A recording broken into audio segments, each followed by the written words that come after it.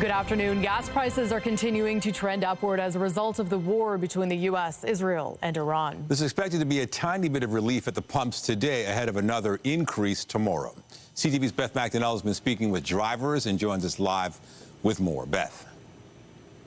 Nathan, in the last 24 hours, gas prices reached nearly $1.74 a liter in the GTA. I'm at Eglinton and Pharmacy. Prices are down somewhat. Here it's $1.68.8 a liter, but it's expected over time prices are going to climb. Experts are warning with the war in the Middle East, the cost could go up even more and hit the $2 a liter mark within just a few weeks. Gas analyst Dan McTeague says that's something we haven't seen in 5 years, but if the conflict comes to an end, the cost of oil would swiftly plummet, providing near immediate relief.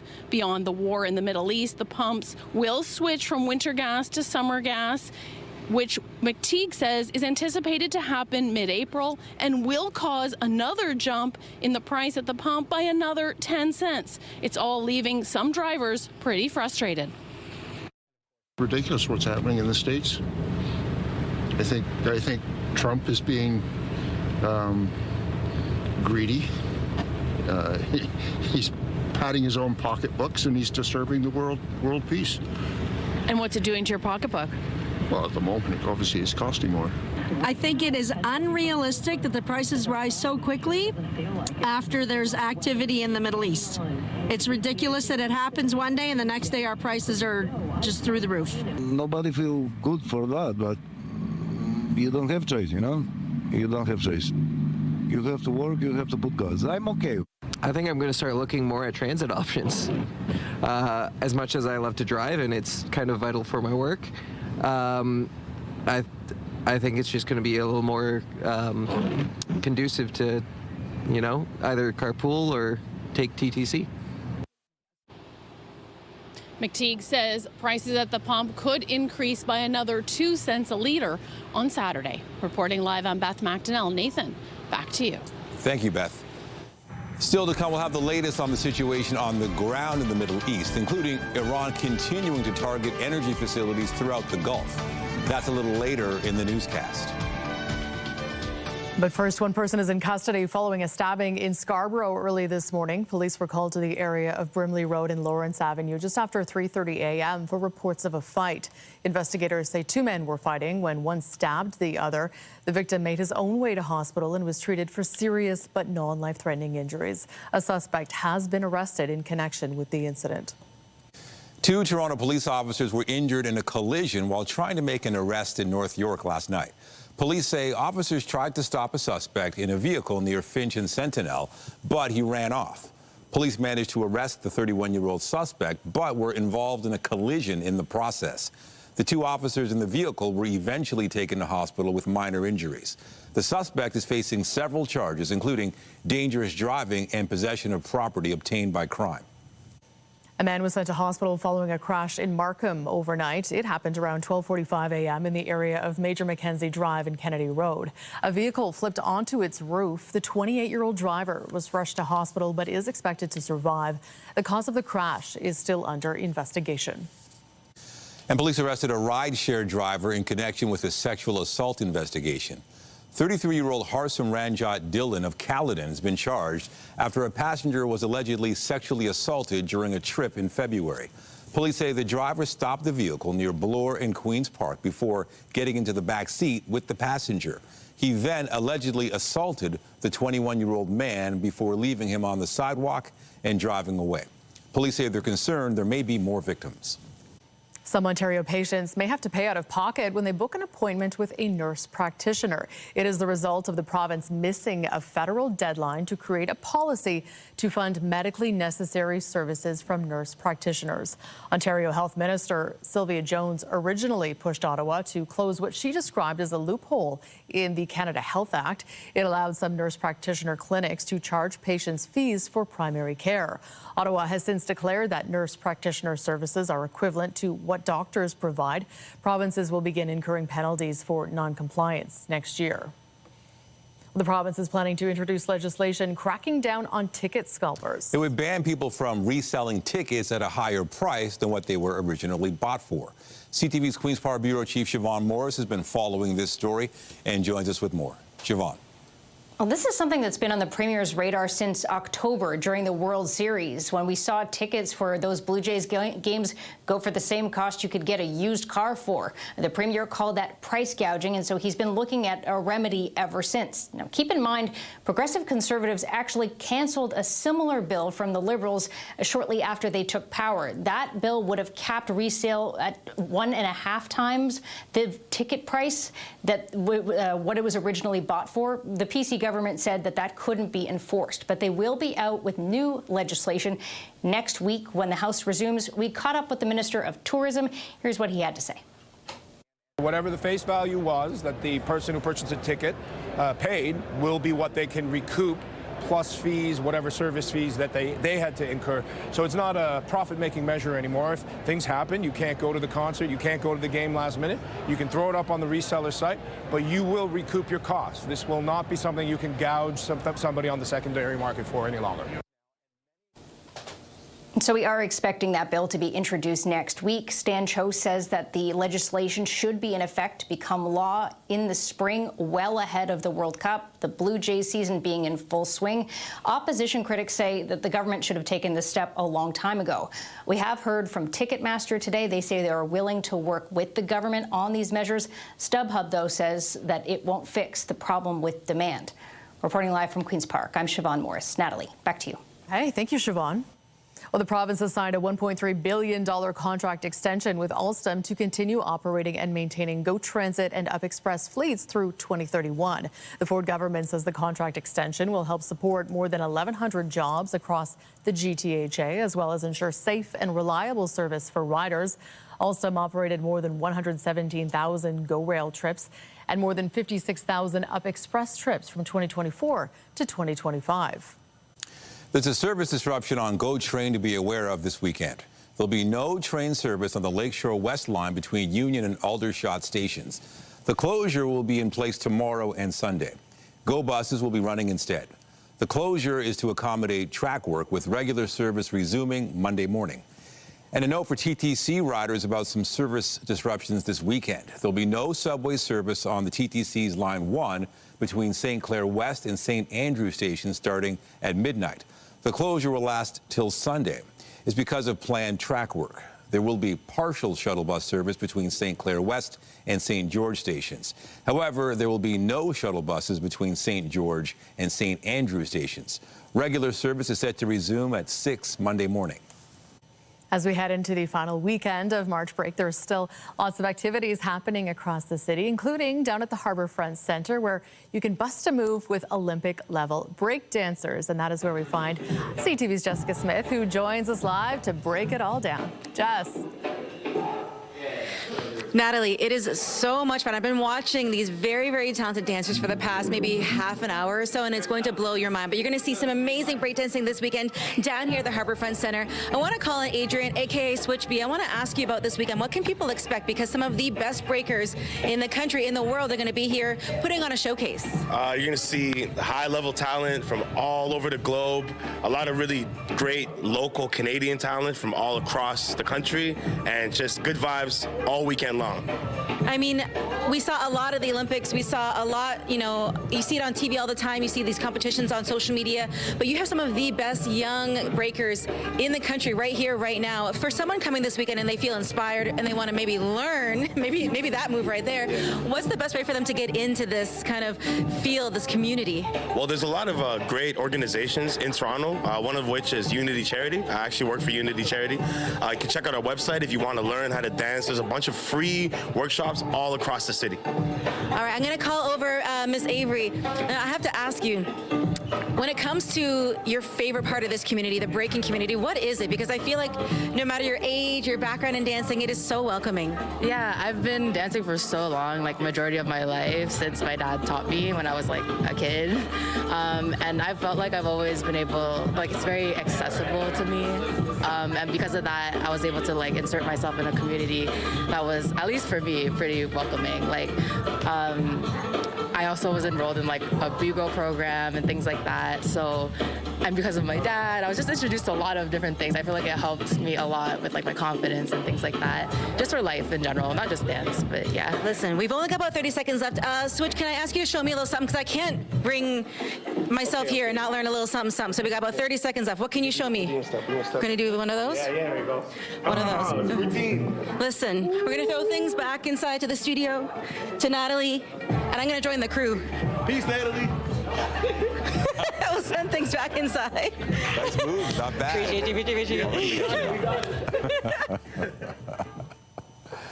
More news in a moment, but first, here's a live look outside this afternoon. It's a little gray and drizzly out there, a little bit of light rain, and Lindsay Morrison is out at the zoo today at a greenhouse. Lindsay, how's it going? Hi, Natalie. Oh my goodness, Natalie, spring has sprung, and so we thought what better way to celebrate the new season than by moving indoors away from that messy weather outside and inside the Toronto Zoo greenhouse. It is beautiful in here. It is humid in here. It smells delightful, and look at all these gorgeous lush plants. There's an orchid oasis that's happening here at the zoo over March break, so we're going to check that out a little later in the hour as well. But of course, we have to talk about this active weather that we've had today, and we will begin with a look at the satellite and radar imagery. Depending on where you are, you had snow today, freezing rain, ice pellets, or simply rainfall. It's been a messy mix. Now we are still dealing with some active weather around the GTA, but a special weather statement has come to an end for the city of Toronto. Freezing rain warnings remain in effect for the areas that you see there in turquoise, and there is still a special weather statement in place for the east end of the GTA and eastern Ontario. So as our temperature rises, we see less in the way of ice and snow. We're at 2 degrees right now, but it's plus 12 in Windsor at this hour. Here's a look at the winds. They're fairly light today, pretty uneventful, and today at a glance shows a drier afternoon and a daytime high of about 6 degrees. Again, we are live here from the Toronto Zoo greenhouse. Lots more to come as we officially welcome spring and celebrate the equinox. But for now, Nathan and Natalie, I'll send it back over to you. Thank you, Lindsay. For Canadians who've been trying to escape the cold, it's been an unusual year so far for travel. Instability around the globe has meant fewer options and increased prices. CTV's Kamal Karamali's been following the travel situation and joins us live with more. Kamal, how is this global conflict changing travel for Canadians during the March break? Well, Nathan, travel agents are already telling CTV News that they're seeing an increase in the price of an airline ticket jump up already between 20 to 30% for both domestic and international flights. So passengers, especially during this March break, already expected to fork over a bit more. But they also say they don't see any reprieve in that anytime soon, with the price of fuel costs continuing to go up. Right now, this latest number shows that it was $175 US per barrel. Compare that to $99 a barrel before the war began between Iran, Israel, and the US, and that is according to the International Air Transport Association. All of it stemming from the war impacting major oil-producing nations like Iran, Saudi Arabia, Iraq, and we've also seen attacks on commercial ships in the Persian Gulf, namely in the Strait of Hormuz, which carries roughly 20% of the world's oil supply. Now, we've also heard from Air Canada saying that they've adjusted their fares to account for the jet fuel increases. We've also heard WestJet saying they're going to do the same. But Air Canada is now also considering cutting regional routes in order to save money. So it might just get worse, Nathan, before it gets better. Not good to hear. What about the value of the dollar being so low? Is that having an impact? Yeah, so, you know, compound the price of now an airline ticket with the weak Canadian dollar. Look, it's been sitting at around 73 cents US.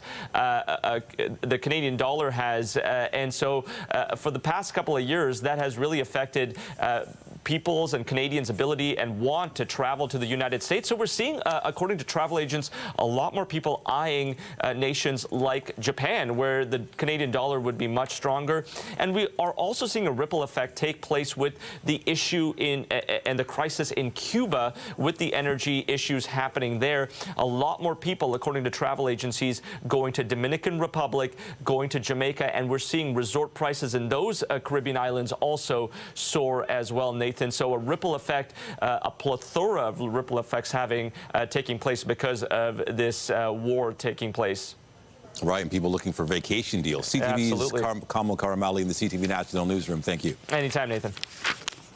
Well, to other news, 4 Canadians behind bars in Hong Kong claim they were duped into delivering suitcases filled with cocaine. W5's Avery Haynes follows the trail from prison cells overseas to confronting the alleged recruiters here at home. These 4 Canadians behind bars in Hong Kong all say they were tricked into being drug mules. Our investigation shows they were lured by Canadian recruiters working for someone calling themselves Dot. While his real identity remains a mystery, we've been able to track down the alleged recruiters. 19-year-old Cameron D'Souza was messaging Jade on Instagram, offering her a job as an international courier. Yeah, let's go. He lives just 15 minutes from Jade's house. Jade's facing life in jail. Is she? I don't know what the hell's going on. Jade was arrested in Hong Kong with 25 kilos of cocaine in the suitcase she'd been hired to deliver. What did you think was in the bags? I thought it was jewelry. I promise, I thought it was jewelry. I don't know. I'm literally just a sales rep. I don't know. I'm just a young kid trying to make a little bit of money. Jade lives in southwestern Ontario. So too does another detained Canadian, Omar, a college student studying international business management.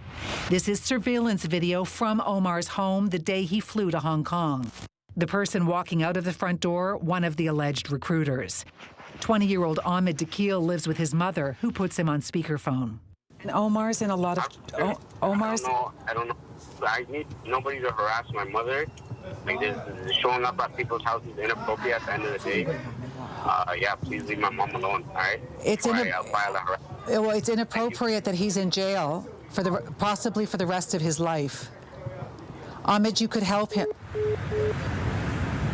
From jail in Hong Kong, Omar named a second person as the local ringleader for the network, Erkam Demir, who Omar claims is in direct contact with the big boss, Dot. I just came back from Hong Kong. Yeah. With Omar. Okay. We understand that you're his recruiter. I'm his recruiter? Yeah. Okay, can we talk maybe another time about that? Well, but... With the lawyer present? That not only did you recruit him, but you recruited a lot of people. I didn't recruit anybody. What did you think was in the suitcase? We've uncovered that Omar's 2 alleged recruiters are no strangers to police. Both are currently out on bail after being charged with trafficking cocaine and crack. Waterloo police say they're investigating the criminal network that landed Jade and Omar behind bars. The other 2 imprisoned Canadians are from the Greater Toronto area, where there is no active police investigation into their recruiters.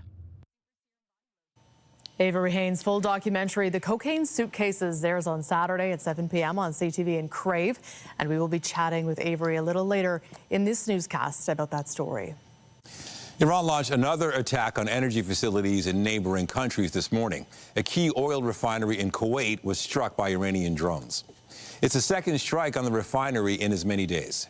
Today's attack comes as Iran is increasingly targeting energy sites in Gulf Arab states.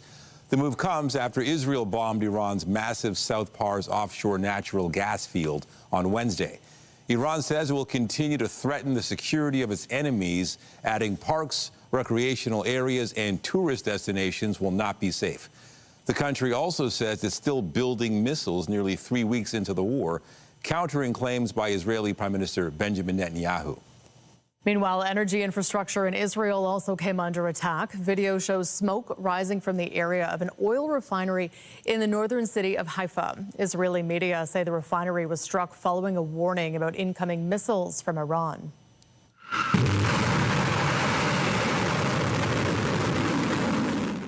Meanwhile, video shared by West Asian news agencies shows Iran launching missiles overnight. The barrage targeting Israel triggered air raid sirens in Tel Aviv as explosions from air defense interceptors could be heard throughout the city. And a spokesperson for Iran's Islamic Revolutionary Guard Corps and Deputy of Public Relations, Ali Mohammed Nayini, has been killed by U.S. and Israeli airstrikes, according to Iranian state television. Earlier this month, Nayini stated that Tehran would not allow 1 liter of oil to be shipped from the Middle East if America and Israel continued their attacks. A social media post from the Israel Defense Forces stated Nayini joined the Iranian regime in the 1990s and played a significant role in the suppression of anti-government protests. The strikes on energy facilities have prompted an urgent call for restraint by the head of the European Commission. It is causing great instability, suffering, and growing risks far beyond the region itself. And this is why we need de-escalation and maximum restraint, the protection of civilians and civilian infrastructure. And I want to say a word about our partners and friends in the Gulf and the broader region. We stand with them in solidarity and in friendship. The European Union has announced more than $521 million in humanitarian aid for the Middle East. This comes as 7 countries, including Canada, say they are ready to help secure the Strait of Hormuz. CTV's Jeremy Charal has been following the developments and joins us now live from Ottawa. Jeremy, what can you tell us about Canada's potential role in securing the global shipping route? Yeah, well, Natalie, what we know is that yesterday, a number of countries, as you've touched on, 7, including Canada, along with the UK, France, Germany, Italy, the Netherlands, and Japan, issued a joint statement saying that they are ready to contribute to appropriate efforts to ease and ensure the resumption of the safe passage through the Strait of Hormuz. The big question today is, what does that actually mean? What does that look like? And what could Canada's contribution look like? We've reached out to the Prime Minister's office for further clarification, but at this point, it is not clear. What we know is U.S. President Donald Trump has requested that allied countries and countries being impacted by the effective closure of the strait be willing to help in solving the situation. And Canada, along with these other countries, have said that they would be willing to contribute to appropriate action. We just don't know exactly what that could look like. It is not clear at this point whether or not U.S. President Donald Trump has some kind of plan that he is looking for support from other countries on, or exactly what kind of role Canada and these other countries could play. So that is the big question that remains. What we do know is that all of these countries are, looking for the situation in the Strait of Hormuz to be resolved. They all have a vested interest. It is having a massive impact on global oil prices and the global oil market as a whole. 20% of global oil passes through the Strait of Hormuz. Most of it is en route for Asian countries. They are seeing the most significant impacts when it comes to having to ration their use of some of these energy products, while the rest of the world is seeing global oil prices rise. And we are seeing consumers the impact at the pumps, of course. The longer this goes on, the worse it will get. Canada has already indicated, the Bank of Canada has already indicated this will be inflationary. And so at this point, what we know is there are a number of countries, Canada being one of them, that are willing to do something to help try and solve the situation. The big question, though, is what that operation could look like and what kind of actual involvement Canada would have in the process to try and ensure the safe passage, once again, of ships through the Strait of Hormuz. Serious economic concerns here, obviously. Would you say that is the biggest concern about a drawn-out conflict? Yeah, absolutely. When you look at ongoing action in the Middle East, the U.S. and Israel are clearly involved in military operations, launched the war. That is ongoing. Canada has been clear they will have no part in any offensive like that. This is a coordinated effort by countries to try and reduce the economic impact on economies around the globe, because the longer this goes on, the trickle-down effects will be real. Right now, we are seeing the impact at the pumps. Consumers are. The price is higher. But everything that is shipped, everything that needs to be transported is being transported mostly by vehicles that are using some kind of energy product like this, that requires some kind of oil. And so the longer this goes on, the more prices will go up on a number of products and the more trickle-down impacts there will be. And the longer it goes on, the harder it will be to, affect change afterwards. The longer it will last. So there is major concern about the impact this could have long-term now on the global economy and the inflationary pressure it puts on economies, even that are not, you know, Canada is somewhat sheltered here because we are a net exporter of oil. We are not going to be in a position where we are rationing oil here, but the global oil prices continue to go up, and that has a massive impact on economies around the world. Okay, CTV's Jeremy Sharon watching this for us from Ottawa. Thank you. Anytime. Residents in parts of Havana are collecting water from tanker trucks as Cuba continues to deal with electricity and fuel shortages. People have been lining the streets with buckets as residents say a lack of running water means they have to wait for delivery, then carry it home and boil it before drinking. Cuba's electricity grid suffered another collapse this week, leaving much of the country without power and creating more pressure on water distribution systems. Canada's tumbled to 25th place in the recent World Happiness Ranking. The report suggests the decline is linked to spending too much time on screens. CTV's Peter Sperling has the details. Fun with family outside, a recipe for happiness. It makes me happy that I get to skate with my grandma. 10-year-old Barron choosing skating over screen time. It's really fun that I get to go outside and I'm not staying inside playing video games because it gets boring after a while. Researchers are looking at whether heavy social media use among youth is impacting well-being as Canada's ranking on the World Happiness Report continues to decline. So the reason why we see Canada and North America more generally slip down the ranking is in fact mostly driven by the drop in youth well-being. Canada slipped to 25th place after coming in 18th last year, finishing behind the 23rd ranked United States. And this is also the focus of this year's report, where we look into the role that social media might be playing in that decline. It's 10 hours and 10 minutes. Trina Chu, an Algonquin College student, says she spends more than 10 hours a day on average on her phone and says it does impact her happiness. I tend to doom scroll too, kind of boost up my serotonin and my dopamine. It's something experts at CHEO are also noticing. Before screens ever came along, people seemed to be happier and people connected with that which they really needed. But if Canada's in 25th place for happiness, who is in first? So I'm from Finland, and we're the first in the world. The report finds Finland is the happiest country in the world. There are more saunas in Finland than cars. I think the foundation of our happiness is built on strong social systems, but also on the culture of well-being. A ranking not surprising for some. Those Nordic countries, they have a style of living, they're happy. Finland, I could see that too. But yeah, I don't know. I think we should have been a lot higher. Peter Sperling, CTV News.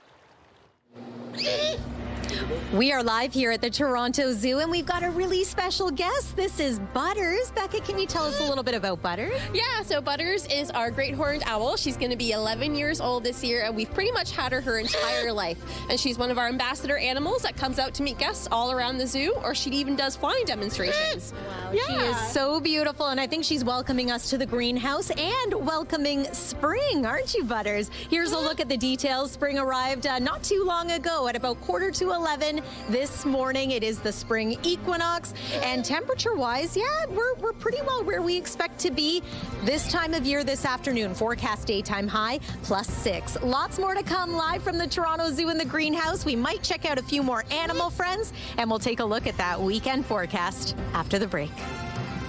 Good job, Butters.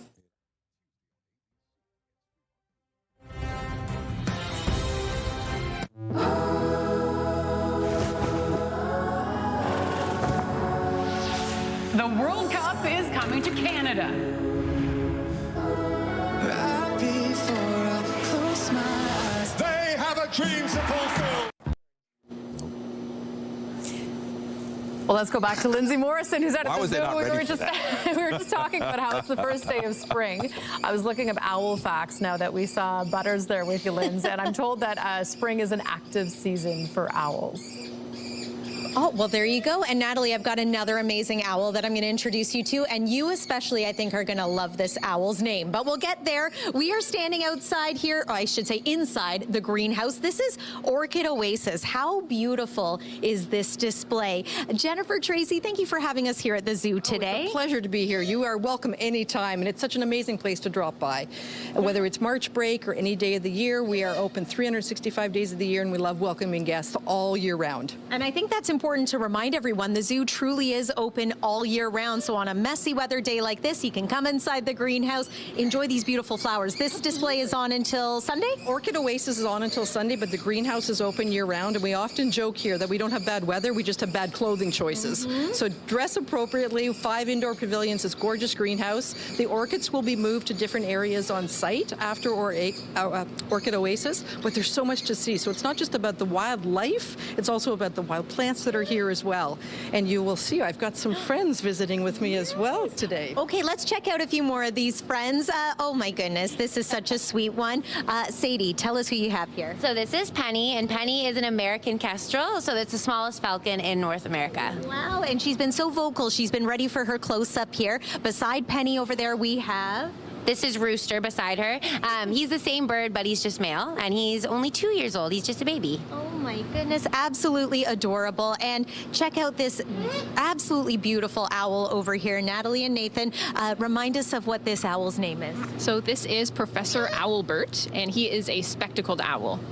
So cute, Professor Albert. Does it get any better than that? Thank you so much. Oh, I'm having such a good time here, but we of course also have to talk about the weather. A little bit of a mess this morning, but conditions are improving for the afternoon. Weather is brought to you by the Presler Law Firm. Injury lawyers, you don't pay unless they win. That messy weather this morning, depending on where you are, you either had rain or perhaps you had some snow. There were also ice pellets that accumulated on the roadways, making a bit of a slushy mess. And yeah, we have also had rainfall as the temperature rises. So not the best AM commute. Hopefully there were fewer people out on the roads today. Let's get to what you need to know when it comes to weather advisories. Freezing rain warnings are shrinking, but they are still in effect for areas northeast of the GTA. And a special weather statement has now come to an end for the east end of the GTA and is remaining in place for areas like Kingston and Ottawa. Here's a close look at the satellite and radar. The rain is tapering off from north and east. It's still quite heavy at times in and around Hamilton over toward Niagara, but we are overall seeing less in the way of freezing rain. Here's a look at our current temperature. 2 degrees at Pearson Airport. We are forecasting an afternoon high of about +6, so seasonably mild for this time of year. And tonight, we're going to see that temperature eventually fall.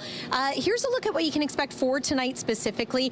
Watch for some fog developing after midnight with the low right around 0 once again. And then tomorrow, pretty good day, dry generally speaking, and a daytime high of +5. Let's talk about some active weather that's going to roll in for the weekend. So we say goodbye to this system. Another one is going to develop as we make our way into the day on Sunday. Might get some precip late in the day Saturday, maybe some snow once again to the east of Georgian Bay. But for the most part, this is going to be a rainmaker for your day on Sunday. Here's a look at the forecast radar.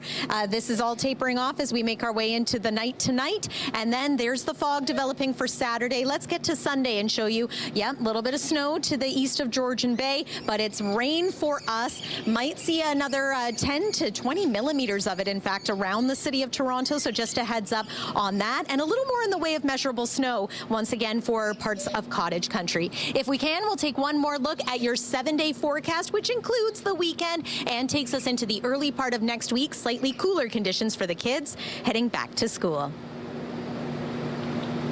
Carry the fire for a world free from the fear of cancer. The Princess Margaret Home Lottery bonus deadline is midnight tonight.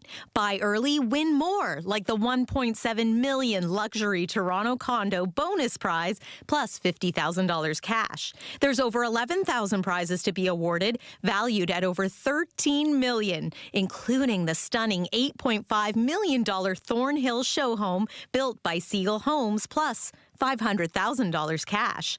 Only hours remain. Buy your bonus tickets before midnight tonight. Every ticket gives you the chance to win life-changing prizes and helps fund life-saving cancer research at the Princess Margaret.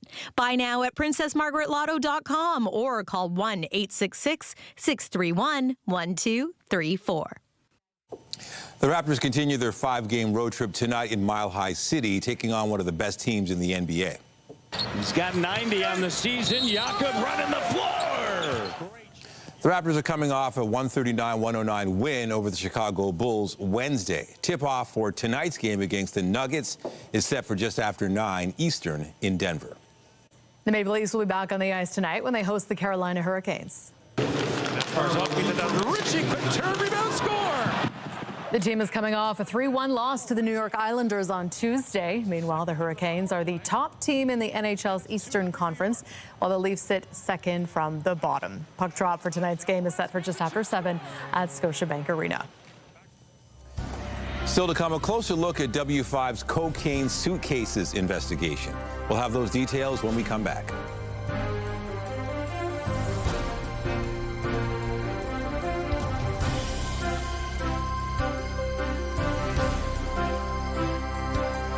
When you see it happen, send it to CTV News. Text 10400 from your screen to ours. Text 10400. W5 has been following the cases of 4 Canadians behind bars in Hong Kong who claim they were duped into delivering suitcases filled with cocaine. Avery Haynes recently returned from Hong Kong and has been tracking a criminal network behind the suitcases. And Avery joins us now. Now, this investigation began because of one young woman. Right off the bat, was she not suspicious that something unusual was happening? Well, you know, I had a chance to look through all of her Instagram accounts, this messaging back and forth, and it was relatively clear that she was naive and believed that she was actually being hired through an Instagram job story for to become an international shipper, a courier. And, you know, so she's only able to be with her family for 10 minutes every month in a phone call. And we were there when she had one of her phone calls, and I want you to just take a little listen. Always remember, everything is monitored. This conversation is being monitored. I have 38 seconds left. If you plead guilty, they will give you a lesser charge. I'm pleading not guilty, Mom. Okay. I don't know how they can put me in jail, Mom. Okay, all right, time's up. Love you. Love you, baby. Bye. I love you. Bye. Bye. Love you. Love you. Love you so much, Jade. Bye, Annie. So Jade is 19 years old, and she was scrolling. She just graduated from university, from college. She was scrolling through Instagram and came across a story offering her this job. And as I was mentioning, like, the great thing for her case is that we were able to see how she was groomed. And it was 16 days from the day that she answered that job posting to when she was put in jail in Hong Kong. Wow, and it wasn't until you went to Hong Kong to meet Jade that you discovered that this was a much larger story. Yeah, I've done a fair amount of work in Hong Kong, so I have contacts there and recognized that Jade was not alone, that in a 4-month span, 4 Canadians with a total of 100 kilos of cocaine were arrested. And in meeting with each of them in prison, I was able to establish that they're all part of the same network. They don't know each other in Canada. They were recruited by local people in their hometowns, 2 in the Toronto area and 2 in southwestern Ontario. And this was not isolated cases. This was part of a network. So what do you know about this criminal network? Well, it's so shadowy, and it's the person who leads it, the big boss, only goes by punctuation. He calls himself Dot, and he only engages with them in chats on messaging systems, encrypted messaging chats, with a period, and they call him Dot. We know English is not his first language. He speaks Russian and Chinese, and he is orchestrating this, but then using young people in Toronto and in southwestern Ontario to lure other young people in. We were able to speak to 2 people who were going to make this trip. They didn't, but they were able to share information with us that they have seen within their friend groups dozens, upwards of 30 to 40 other kids, particularly in southwestern Ontario, have made the trip. They're sharing photos of them in Hong Kong, lending credibility to that this is a legitimate and safe job. Wow. With this exposure now, any chance they'll be released, and how long might they have to stay in jail? Well, in Hong Kong, it's life in prison. They're very lucky that they did not go to China or any number of countries around there, because that is a death sentence. And Hong Kong has a caveat in their criminal justice system that if you can prove you didn't know that there were drugs in your suitcase, there's the potential for being found not guilty. It will be years before they're even at the stage of being able to plead guilty or not guilty. So they're in there for the long haul. A previous documentary that we did, a very similar case, resulted in charges being dropped, and the family of Jade is hoping that when we show and lay out the Instagram messaging and grooming, that she might be set free. Wow, thank you so much for joining us to talk about this experience. Incredible story. Avery's full documentary, The Cocaine Suitcases, airs Saturday night at 7 on CTV and Crave.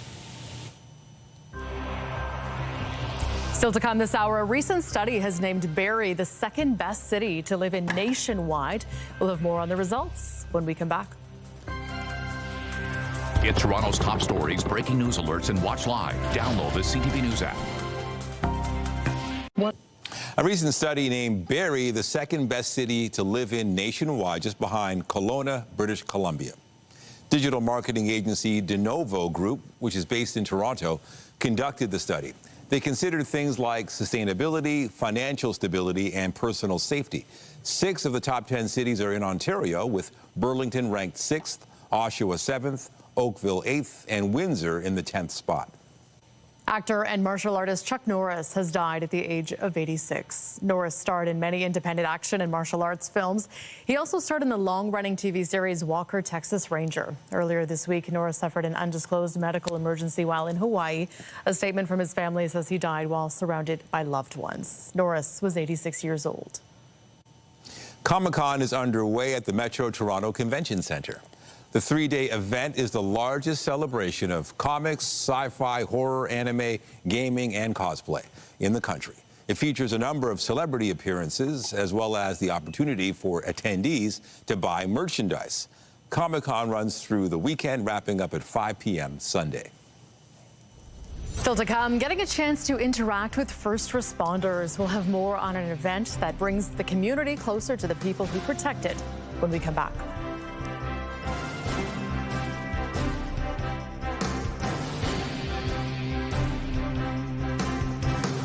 Fire trucks, ambulances, and police cruisers packed the parking lot at the St. Jacobs Market earlier this week, but it wasn't for an emergency. They were taking part in First Responders Day, which allowed families to get up close and personal with the people who keep their communities safe. CTV's Spencer Turcotte has the story. Usually when you're posted up in a police cruiser, it's not a good thing. But this young one is all smiles. You like it? Yes. So what's with all the police cars, fire trucks, and ambulances? It's a March break event dubbed First Responders Day at the St. Jacobs Farmers Market. I know what's behind you. What's behind me? Ambulance! So we use this chance to let the kids play around with the equipment, and they get to see some of the cool technology that we have. Families get a hands-on experience with the tools and become more familiar with what first responders do. It's also a great time to ask us questions, because not very often are we able to answer the questions for the public, because we're responding to emergencies at the time. Families see the value in it too. Yeah, we need these people and this equipment to help in the case of an accident. Some are even eyeing a career in the field after today's exposure. A police officer. Others are here to admire the massive vehicles and see what they're capable of. It's perfect for this guy because he's obsessed with all forms of transportation right now. There are also kids who are just speechless. Is it heavy?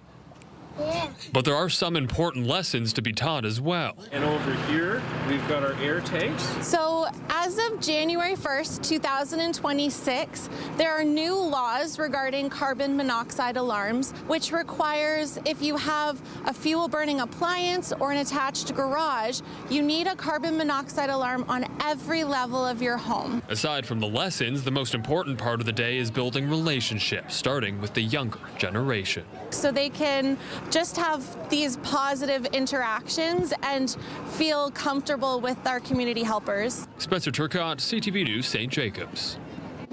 Let's go back to Lindsay at the zoo, who has been having a hoot with owls there. Lindsay.